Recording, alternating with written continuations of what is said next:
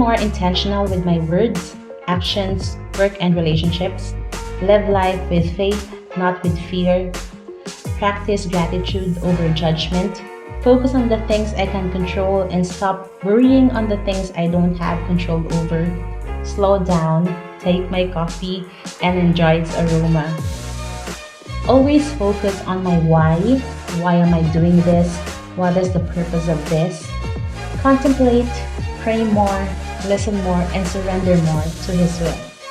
Those are the words I've written as we start the year 2020. Habits or maybe characters or attitudes that I want to develop more within myself.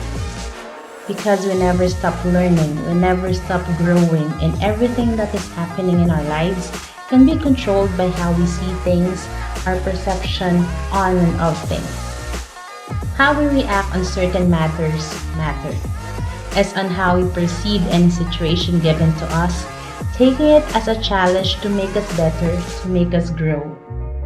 We may have hurdles, we may fall down. The waves could crush us.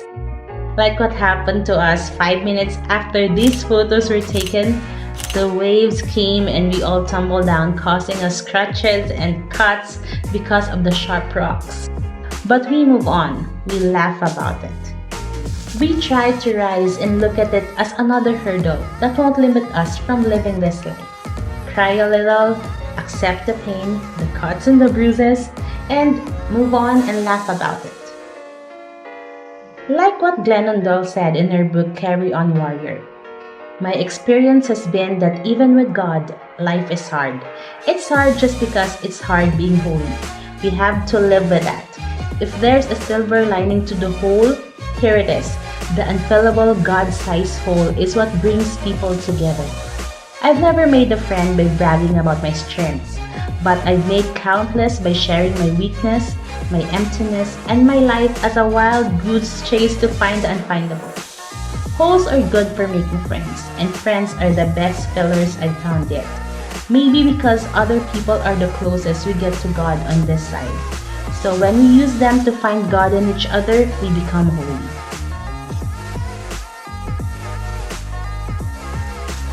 Acknowledge the fear. Yes, it is there present, but to recognize that beyond fear, there is faith. Faith that it will all be alright.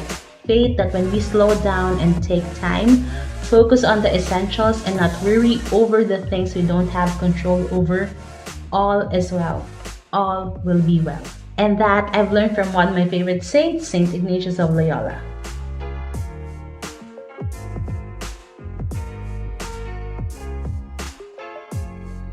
To take time reflecting on my goals, dreams, and desire and pray about it is essential, acknowledging that someone is listening. And speaking of listening, I want to listen more. For those who have known me, I am the kind of person who shuts down, who forgets to listen, to really listen.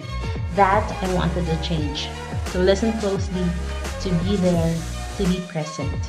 When you really want to disappear is when you really want to be found. When you really want to run away from everybody is when you really want to be found by just somebody.